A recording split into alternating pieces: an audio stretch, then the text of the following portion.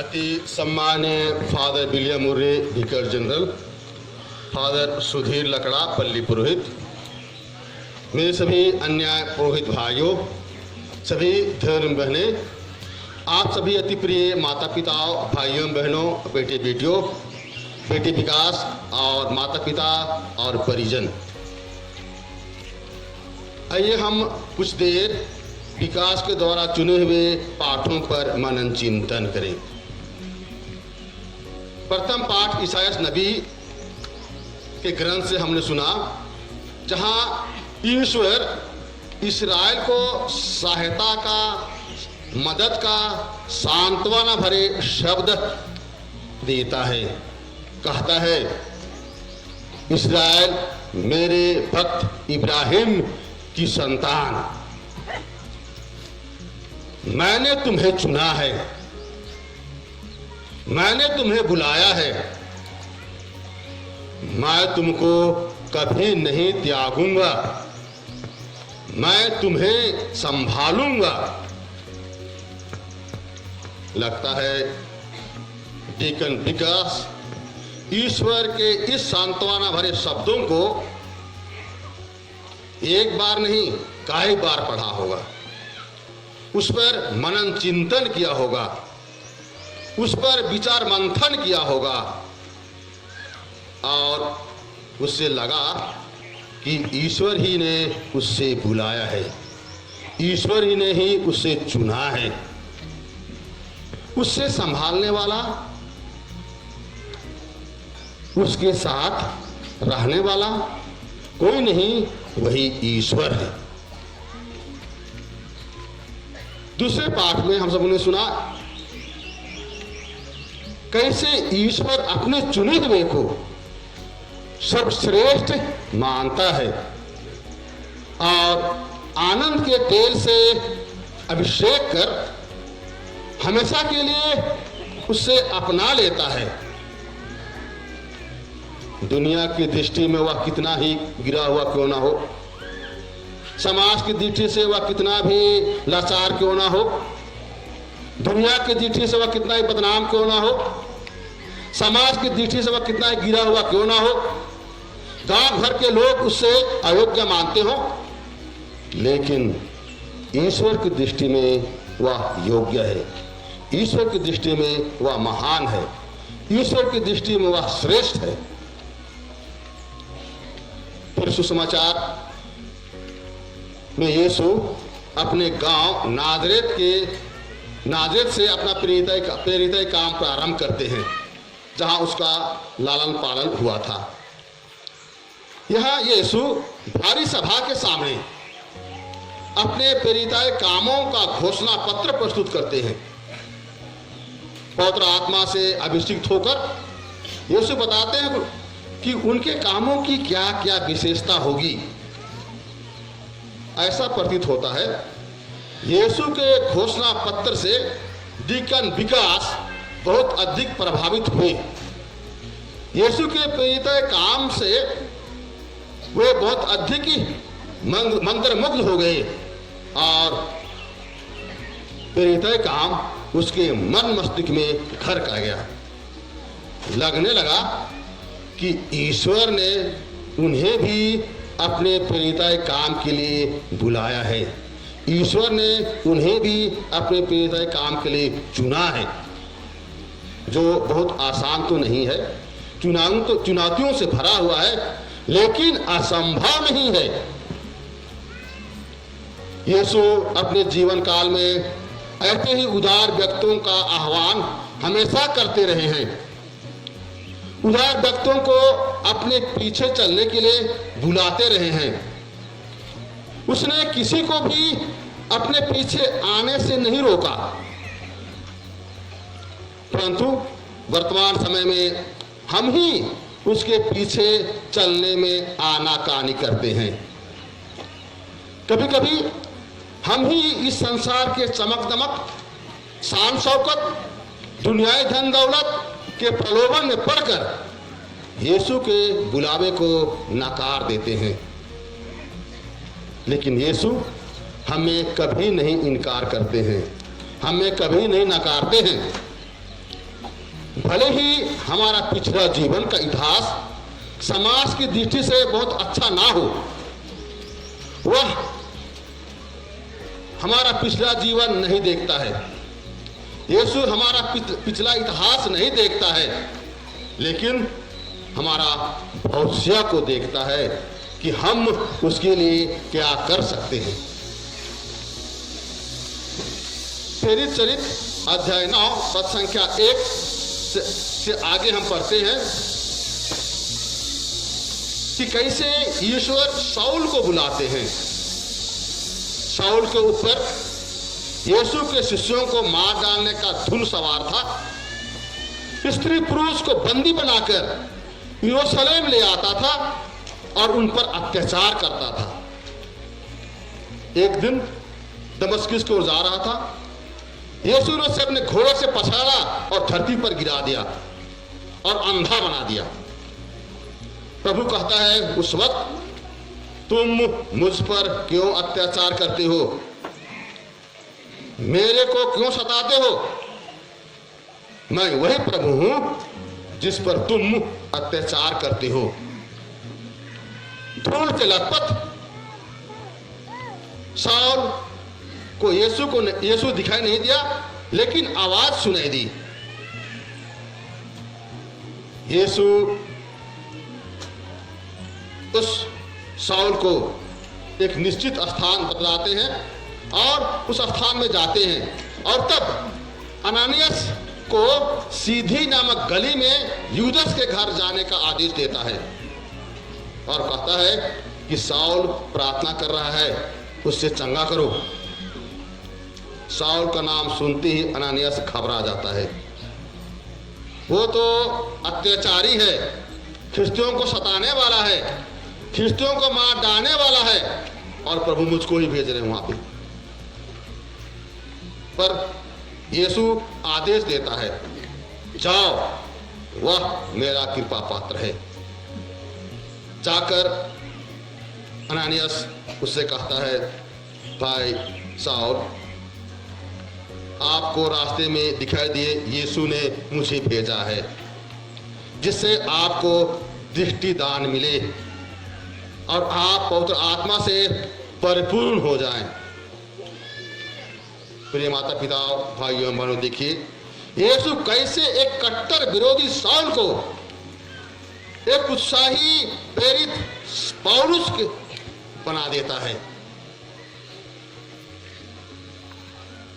अगर हम तैयार हैं तो यीशु के लिए कुछ भी असंभव नहीं है।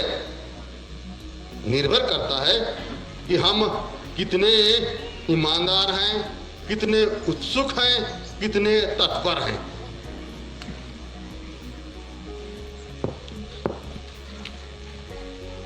वैसे ही संत मत्ती रचित सुसमाचार अध्याय 19 पद संख्या 16 से आगे सुसमाचार में पढ़ते हैं, एक धनी युवक, अच्छा युवक अनंत जीवन प्राप्त करने के लिए यीशु के पास दौड़ते हुए आता है।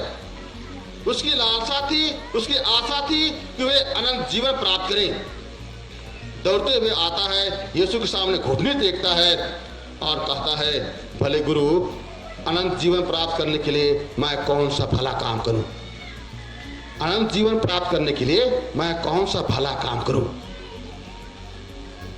यीशु उन्हें देखते हैं और कहते हैं, यदि तुम जीवन में, अनंत जीवन में प्रवेश करना चाहते हो तो आज्ञा का पालन करो।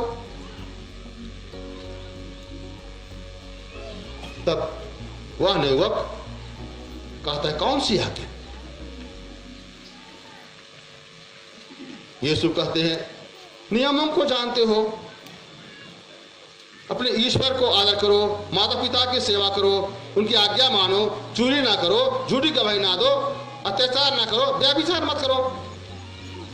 वैसे ही 10 आज्ञा बता देते हैं। तब वह युवक इतना अच्छा था, कहूंगा समाज की दृष्टि से इतना उत्सुक था, समाज की दृष्टि से इतना योग्य था, समाज की दृष्टिकोण से उत्तम था। प्रभु, मैंने तो इसके छुटपन से पान करता आया हूं, छुटपन से पान किया है। यीशु नजर गड़ा के उसे देखते हैं समाज की दृष्टि से वह भले ही उत्सुक हो, उत्तम हो, योग्य हो, यीशु कहते हैं तुम में एक चीज की कमी है,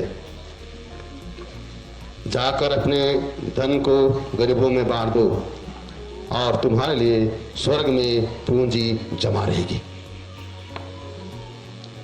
वह युवक जैसे यीशु का यह कथन सुनता है, उसका मन मायूस हो जाता है, वह उदास हो जाता है और उदास मन से वह चला जाता है।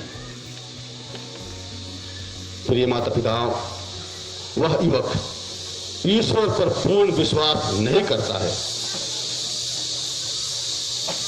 उस युवक के हृदय में ईश्वर प्रथम स्थान नहीं रखता है। उसके मंदिर में ईश्वर के प्रति प्रेम नहीं था। वह ईश्वर से अधिक अपने धन दौलत से प्यार करता है। वह ईश्वर से अधिक धन दौलत पर भरोसा रखता है। वह ईश्वर से अधिक अपनी पूंजी पर विश्वास करता है। दूसरे शब्दों में कहें, उससे अपनी शक्ति, अपनी बल एवं ऊर्जा पर अधिक भरोसा होता है। अपनी बुद्धि, अपनी कला, दक्षता और निपुणता पर अधिक भरोसा होता है। अतः वह युवक उदास होकर चला जाता है और अनंत जीवन के सुख से वंचित हो जाता है। प्रिय माता पिता, भाई बहनों, यीशु ने शिष्यों की भांति डिकन विकास को नाम लेकर बुलाया है, भक्तों में से चुना है। इसलिए नहीं कि विकास अधिक टैलेंटेड है, अधिक बुद्धिमान है, अधिक योग्य है, अधिक होशियार है, खेल कूद में निपुण है, लीडरशिप में आगे रहा है, लेकिन इसलिए कि उसका दिल साफ है, उसका अंतरात्मा निर्मल है, उसके मन में छल कपट नहीं है। याद कीजिए, यीशु बाह्य रंग रूप, ढील ढाल एवं सुडौल शरीर को नहीं देखते हैं, लेकिन वो तो हृदय को देखते हैं, अंतरात्मा को निहारते हैं। बेटा विकास, याद रखना, यीशु ने आपका दिल देखकर निमंत्रण दिया है और आपने बड़े उदारता पूर्वक यीशु को हां का जवाब दिया है। याद कीजिए, आपने उससे नहीं चुना है, लेकिन उसने चुना है कि आप उसके प्रेम में दृढ़ बने रहो और उसके आज्ञाओं का पालन करते रहें। प्रिय माता पिता, भाइयों बहनों, अगर हम ईश्वर के आज्ञाओं का पालन करते हैं तो अपने समर्पित जीवन में हम कभी भ्रमित नहीं होंगे और यीशु हमें कभी नहीं छोड़ेंगे। इसका अर्थ यह है, इसका अर्थ यह नहीं कि हमारे जीवन में कठिनाइयां, मुसीबतें नहीं आएंगी।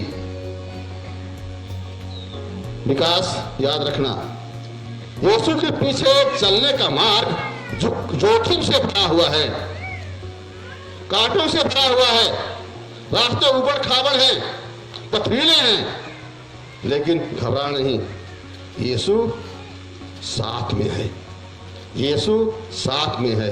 वह कहता है, मैंने तुमको सेवक बनने के लिए चुना है, डरो नहीं, मैं तुम्हारे साथ हूं। प्रिय माता पिता, भाई बहनों, ईश्वर की योजना बहुत विचित्र है। जीवन में कठिनाइयां, मुसीबतें नहीं आएंगी ऐसा कहना नहीं है। याद रखना, ये हमारे जीवन के एक भाग होते हैं। उसकी योजना को समझना हमारे मानव बुद्धि के परे है और इसीलिए ईश्वर संत पौलुस कोरिन्थियों के पहले पत्र में अध्याय 1 और पद संख्या 27 और 30 में कहते हैं,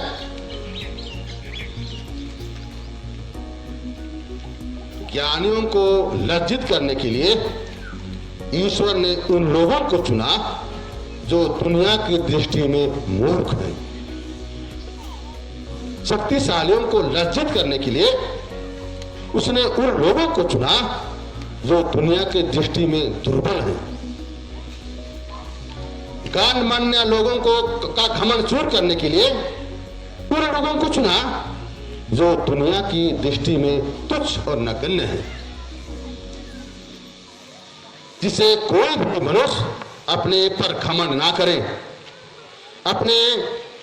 ना अपने सुडौल शरीर पर, ना अपने विवेकशीलता पर, ना अपनी बुद्धि पर, ना अपने कला और हुनर पर। यदि गर्व करना चाहे तो प्रभु पर गर्व करें, क्योंकि ये सब हमारे लिए ईश्वर की ओर से ही वरदान हैं और हम उनका सदुपयोग करें तो हमारे लिए वरदान साबित होगा, हमारे लिए आशीष बरसाएगी। लेकिन अगर हम इनका दुरुपयोग करेंगे तो शायद हम ईश्वर के रास्ते से दूर भटक जाएंगे। आइए प्रिय माता पिता भाई बहनों, हम यीशु के वचनों पर ईमानदारी पूर्वक चलते रहें। कितने भी कठिनाइयां हो क्यों ना हो, मुसीबतें कितने भी क्यों ना हो, अड़चन और बाधे क्यों ना हो, हम सच्चाई के मार्ग पर बढ़ते रहें।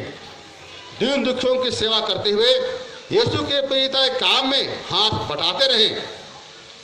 यही हमारे जीवन का मुख्य उद्देश्य है और ईश्वर आज के दिन हम प्रत्येक को और बेटी विकास को विशेष रूप से अपना आशीर्वाद बरसाता रहे। उसका चिन्ह पिता और पुत्र पवित्र आत्मा के नाम पर